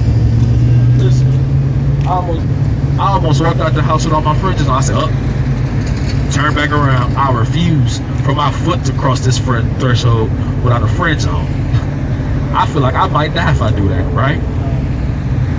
I be in there checking ingredients intently with a magnifying glass. You know, they like to put the off stuff in very small print. Right in the middle. Yeah. You just nope. Carrageenan gelatin, nope. And if you got gelatin, hey, listen, I'm on the phone with the company. Yeah, is this pork gelatin, beef gelatin? What's the source of this gelatin, man? Right, these enzymes that you put in the cheese. I'm checking everything because of that fear of the Most High God. Read. That's right. And put away the gods which your fathers served on the other side of the flood and in Egypt, and serve ye the Lord. And if it seem evil unto you to serve the Lord, choose you this day whom you will serve. And listen, and ever since Israel was a nation, we done tried serving every nation's God, right? We done tried it. We done tried serving the Canaanites' God. That didn't work. We was in Egypt talking about Amun, Ra, and Hotep. That didn't work, right? Moab and Ammon's God, that didn't work. We still went into slavery. We still got up under the curses, right? So if you don't want to serve the Most High God, then who you gonna serve? Choose this day, right? Read. Whether the gods which your fathers served that were on the other side of the flood, Are you gonna serve the same gods that got the world flooded? Read. or the gods of the Amorites, Are we still gonna sit here and talk about the Canaanites deity? Read. in whose land ye dwell? But as for me and my house, we will serve the Lord. But as for me and my family, as for me and all these brothers you see up here, guess what we gonna do? We gonna serve Yahweh faithfully. That's right. Before any and everything else get done, we gonna serve Yahweh faithfully. Like they say, come hell or high water, the Most High God is gonna get served up here, right? All praises to the Most High. So we gotta get ready, because our salvation, even in Romans, our salvation is near, and we believe I saw Romans 13, right? Because we almost up out of here. What's going on, bro? You doing all right? What's your name, gang? We got some flyers. What's going on, brother? What's your name, bro? Rockawan. My name Rockawan. What's going on? You got any questions, bro? Actually, I got no questions, man. I'm familiar with, Israelites, how we came as a people, how we migrated.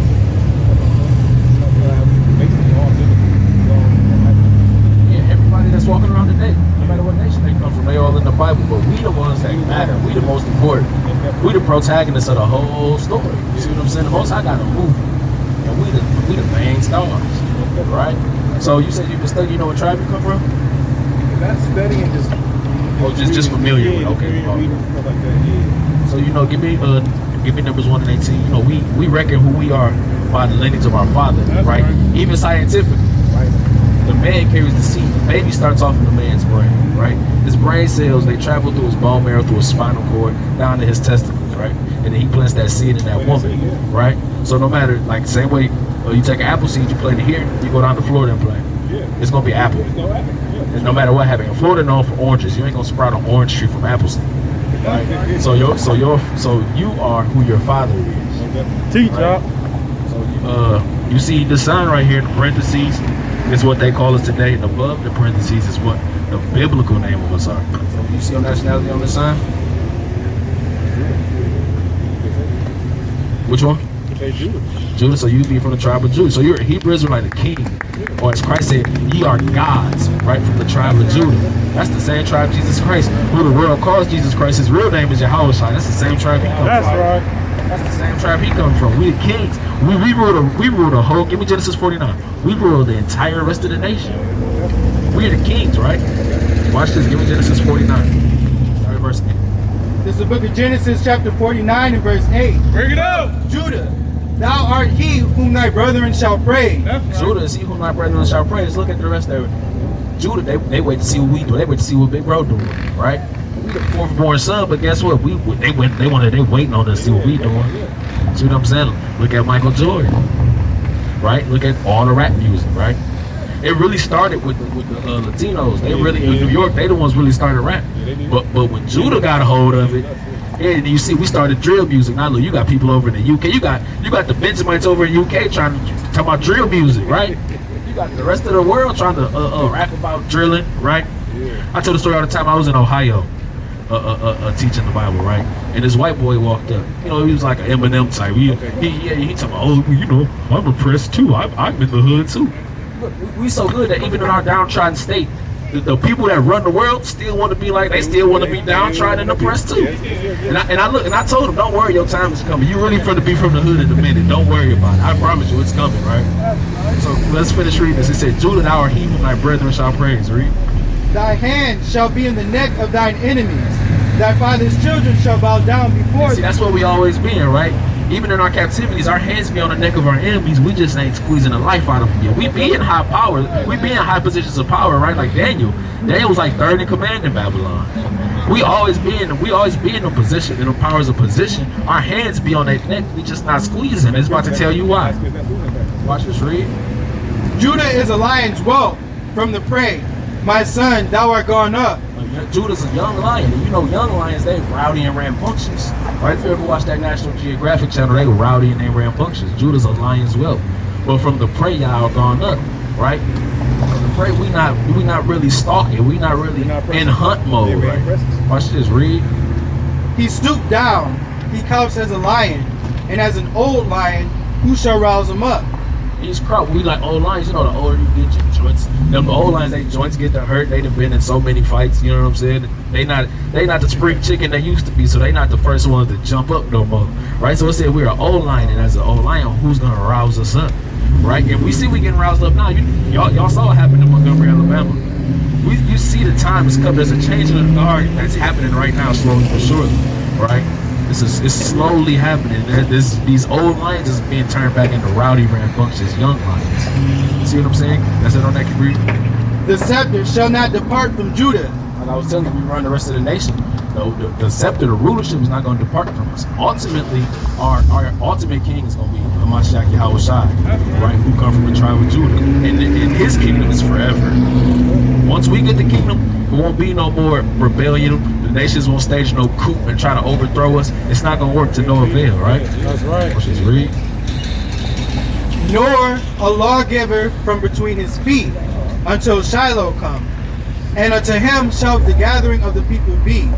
Because when this place is destroyed, ultimately Hamashiach Yahweh Shai is going to gather the rest of the nation. He's going to gather the 12 tribes. We're going to go to the wilderness. He's going to set everything right? He's going to set us right? We're going to make sure we have the proper doctrine. He's going to give us the proper doctrine.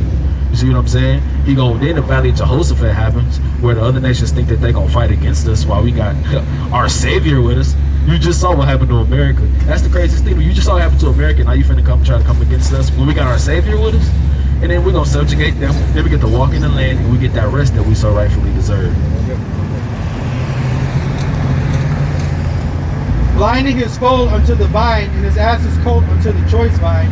He washed his garments in wine, and his clothes in the blood of grapes. Well, you know, if you read Amos, it talks about him, and even when you read in Isaiah, Christ always talk about Christ stomping in the blood of grapes, and that's always indicative of him destroying the other nations, subjugating the other nations to us. So when it said he washed his garment, it said that his garment was white. Get that in Isaiah 63, right, from Bosman, because it tells us that it said his garment was white when he came back, and it said he created a great slaughter amongst the Edomites, or so-called white men. He said his blood looked like he had just been stomping in grapes, making wine all day. He said, I was surprised nobody came to help him, right? Because they was the golden standard of the earth at one point. You got Isaiah 63? This is the book of Isaiah, chapter 63, starting at the top. Who is this that cometh from Edom, with dyed garments from Basra. This that is glorious in his apparel, traveling in the greatness of his strength. I that speak in righteousness, mighty to save. Wherefore art thou red in thine apparel, and thy garments like him that treadeth in the wine fat. They said his garments was glorious when he got here, but now why your garment red? Why look like he been treading in the wine fat all day? I have trodden the winepress alone, and of the people there is none with me. For I will tread them in mine anger, and trample them in my fury. Look at what all the people on the sign has had to go through for the past millennia. Christ is pissed off at the atrocities that's happened to his people. He's mad. He said, I tried them down to my anger. I was mad. I look at what so-called black people got to go through. I look at what so-called Mexicans got to go through. We in America, how often do you hear about a Native American? Guess where they at?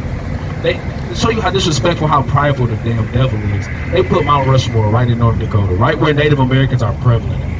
Even that name Dakota, you look up the Lakota tribe, right?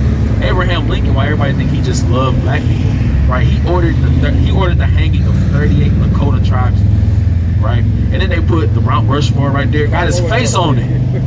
And the Native Americans is at the foot of the mountain, and all they do on the reservations all day is just drink.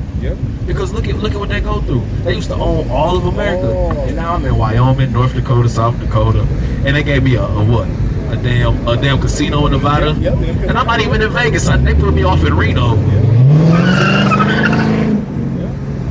So for that, Christ is coming back with anger, with fury and vengeance in his heart, right? It's not gonna be kumbaya, my Lord, when he come back.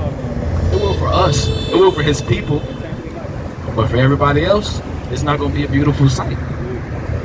That's it on that? All praises. So you got any questions, bro? I don't got no questions, man. I'm very, I'm a child. You a who? Child. Yeah. Child of the Most High God. I promote it all the time. All praises to the Most High God. You know, now that we up here, now that we equipping you with this knowledge, each one teach one. Now we gotta go, hey man, I heard these brothers out there, man. God's chosen people, we the Israelites. Yeah. And my brothers, I'm at Greater Work Christian. We're not religious. But at the same time, we deliver our people. And we tell them the truth. And I got one of my brothers, Brandon. He was, like I say, he was, and still is, because he did it. You know what I'm saying? I'm connected with him now. You know what I'm saying? So us as a brotherhood, we get together. So when one of the brothers just came to my uncle's barbershop and said, hey, we got some guys up there with AR and stuff like that. They said something, man. I said, I already know who those are. And so I said, I'm about to go home. My home is going back that way. But I said, you know what, I'm going to go up here. I'm like, if they out there, single losses, I'm on my way. I'll make myself ready. I'll let you know. All praises to the Most High. That's beautiful, sure. man. You know? That's why I'm up here. And that's what it's about. Hold that, give me Zephaniah 2:1, right? That's really what it's all about. It's all about us coming back together as a people, as a nation, right? Got to. Because when we do that, our rise up begins, and that's what we're out here for. We out here to start up the revolution. You know what I'm saying? And even when you read the name of our organization, Sakari, and you go back and you look at what the ancient Sakari was about, they was all about opposing the Roman. Everything aligned up. Yeah. Everything lines up. They was all about opposing Roman rule in Jerusalem. They wanted to be autonomous again. They wanted the king. They wanted the priesthood. They wanted to be able to just live. That's all we've ever wanted, is to just live our own life. You know what I'm saying? And we was opposing the Roman. The ancient Sakari was opposing the Roman rule in Jerusalem, and it was like the Romans and anybody that want the Romans to rule over us, to hell with them too. You gotta get that cancer out your community. Right? Because the Bible even talk about if one is scared, then they shouldn't be around them. If you got an army and one person in that army is scared, send him home. Because that fear will start to spread through the ranks, because they're going to get to somebody. And that somebody going to get to somebody. Send the ones that scared, send them back with the wives and the kids. Send him back home with the wives and the kids, so that don't spread through the army. So that don't spread through the ranks. See what I'm saying? You got that Zephaniah 2:1? This is the book of Zephaniah, chapter 2 and verse 1. Gather yourselves together. Yea, gather together, O nation not desired. It's time for us as so-called blacks, Hispanics, and Native Americans to gather together. Because we're a nation that's not desired, right? And it's crazy we're not, because we built up everybody's empire. You look at Egypt, we built that. You look at America, built that. Babylon, built that. The Medo-Persians built that. Greece built that. See what I'm saying? We the ones that built everybody that we've been subject to empires, and we still not desired. So it's time that we gather together, because there is somebody that desires us. Our Heavenly Father Yahweh, He desires us. That's right. Our Savior Yahweh Shai, He desires us. That's right. But what do? We go to where we not wanted, right? That's like, you know what I'm saying? You done broke up with a girl and she just keep hounding you, like, you're not wanted. I don't want you anymore. You see what I'm saying? She just keep trying to come back, and that's what we do with these other nations. We just keep constantly seeking their love, and they don't do nothing but give us the finger and they ask to kiss. See what I'm saying? That's why we gotta come back to God, because He's heartbroken. He's heartbroken that we not with Him. You see what I'm saying? That's all He wants, is for us to serve Him faithfully. He said, that's all He requires. Obedience. That's all He being requires. rebellious. That's the cry that He's not being rebellious. He's actually 1/3. At this point, just give me a third. Yeah. Just give me a third. Just give me 33%. I'll work with that. And through them being righteous, everybody else will be reborn, and they'll be retaught through being reborn. You see what I'm saying? That's what is required. Do you still holding that wisdom of Solomon? Bring it up. Then shall this is the book of Wisdom of Solomon, chapter 5, starting at the top. Bring it up. Then shall the righteous man stand in great boldness before the face of such as have afflicted him. He said the righteous gonna stand in great boldness in front of his oppressor, right? And think about it like, wasn't nobody doing this 100 years ago. It's taboo. Wasn't nobody, even in the 50s, you wouldn't dare stand out in the corner and say the white man is the goddamn devil that the Bible speaks of. But guess what? We doing it, right? That's Read. right. And made no account of his labors. When they see it, they shall be troubled with terrible fear, and shall be amazed at the strangeness of his salvation. He said they're going to be amazed at the strangeness of our salvation, because those people that's ever been reputed as nothing, those people who has always been on the bottom of society, they the ones that's going to get saved.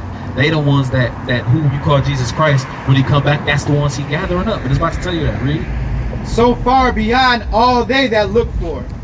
And they repenting and groaning for anguish of spirit shall say within themselves, this was he whom we had sometimes in derision, and a proverb of reproach. This is he who we've always just oppressed, always kicked down, threw salt in the wounds, right? Locked the daddies up, killed the daddies, and make fun of them for not having daddies, right? Oh, these are the people of God. It's too late. They say they're going to repent. It's too late. You see what I'm saying? The damage has been done. First of all, you shouldn't have did it in the first place. But now that it's been done, it's like God gave them an inch to oppress us, and then they just took a mile. They didn't even take a mile. They took a cross-country road trip. See, so they circled the globe a couple times with it. You see what I'm saying? Yeah. We fools accounted his life madness, and his end to be without honor. How is he numbered among the children of God, and his lot is among the saints? How are these the people of God? They think God not with us because they're allowed to oppress us. But we just serving out our punishment, right? Look at that in Zechariah.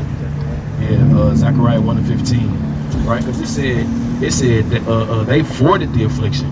He said, I was mad with the Israelites for a little bit, but you've taken it too far. I mean, you talk about buck breaking, you talk about lynching, you talk about chattel slavery. Like, that's not like no other slavery we ever been through. Egypt wasn't that bad. Babylon and them wasn't that bad. You see what I'm saying? But here, we can't even be called by our name. We can't even serve our God the way we want to. We in the field get treated like chattel. You treated like a cow. They even branded us like you brand a cow. See what I'm saying?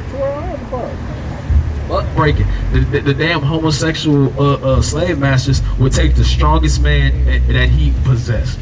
Right, and that shows why our psychology is so messed up now. Because if you take the man who's always been looked at as the protector of the house, who's always been the protector of his people, the protector of his nation, take the strongest one, and you humiliate him in front of his wife, his kids, the other men, the other women, the other children. What happens psychologically to that woman now? They use our man use our man as a Yeah, because now what does that do to the psyche of the black woman? He can't save himself. How can he possibly save me and my kids? So now what does she teach? What does she teach her daughter? You don't need a man. What does she teach her man child? Don't look man in the face. Don't talk back to Master.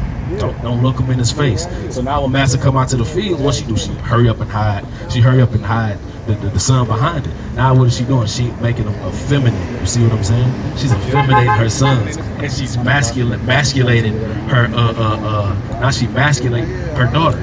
You see what I'm saying? It's the turn of the things. Everything is backwards. Everything is off brand. You see what I'm saying?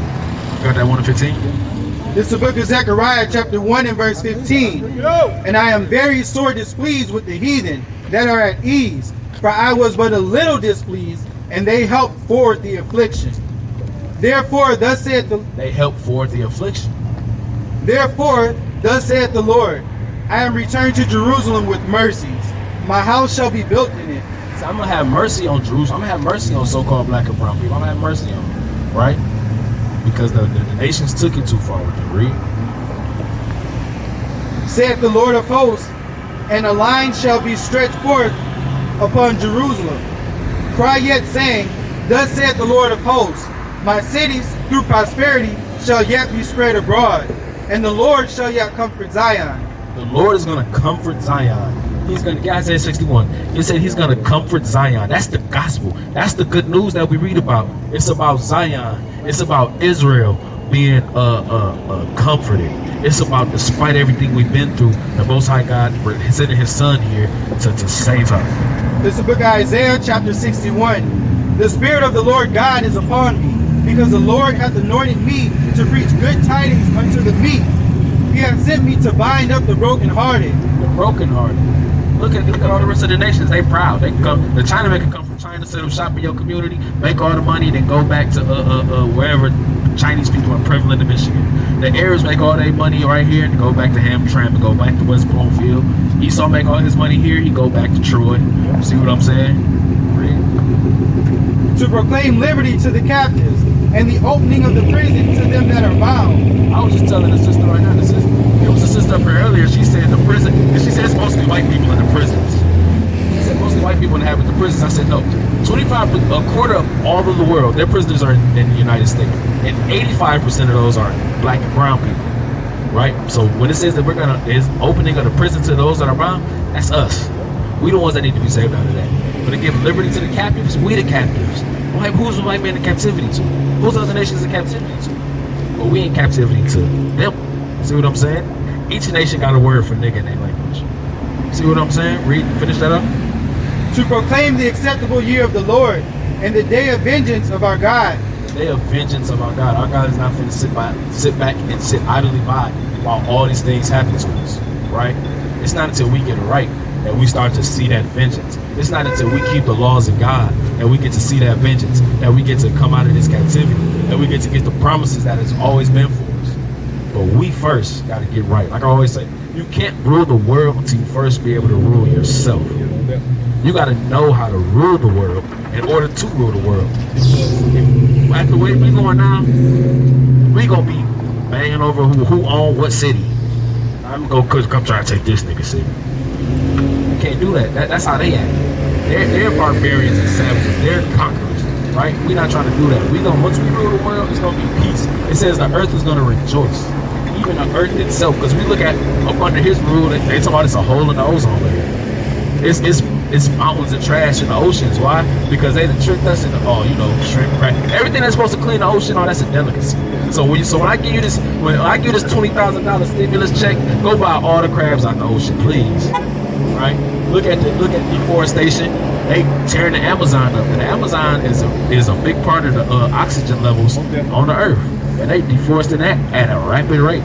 So even when we in rule, God gives us laws like if you see a bird in a nest, you can't take the eggs and the bird at the same time. You got to take one and leave the other, because that way we can keep this population up. So even in our laws, it teaches how to govern the world. It teaches how to govern nature. See what I'm saying? So that right there, stuff like that, the earth is going to even rejoice when we're in rulership. But under the wicked, the people mourn. The earth mourns, right? Look at like the willow tree. When I was a kid, they always called it a weeping willow. Because if you look, it just looked like it's just drooping and it's sad. They used to call it a weeping willow when I was a kid, right? To comfort all that mourn, to appoint unto them that mourn in Zion, Where? that mourn in Zion. Those that mourn in Zion. Zion is indicative. It's a symbolic name of the Israelites. So he said he's coming to comfort them that mourn. And then he's doubled down. Those that mourn in the Zion. Keep on.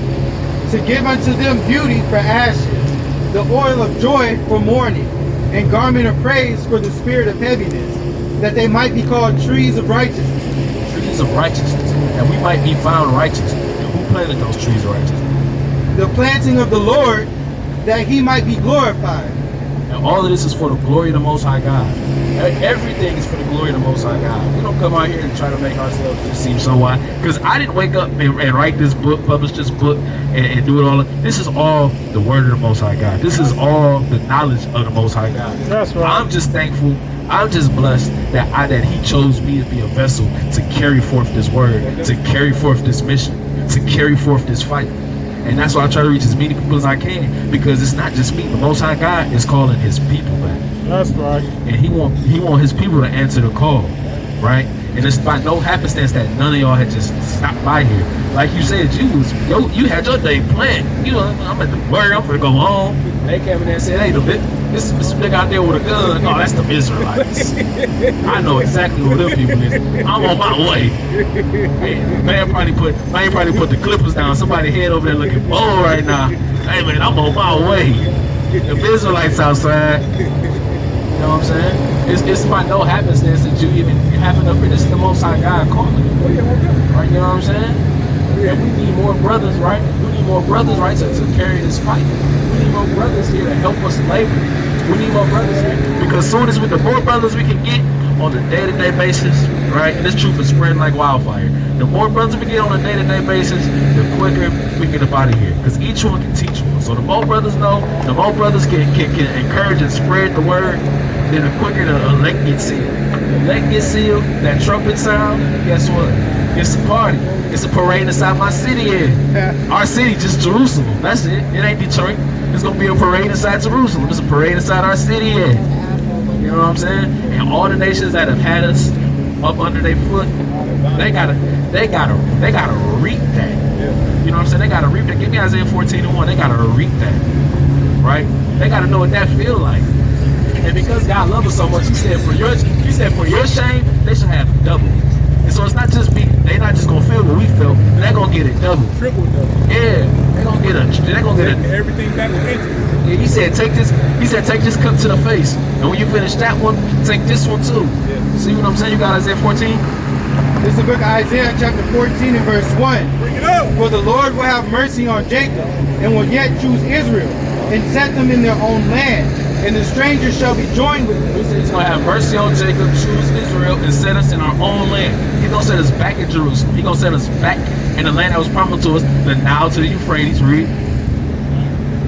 And they shall cleave to the house of Jacob, and the people shall take them, and bring them to their place.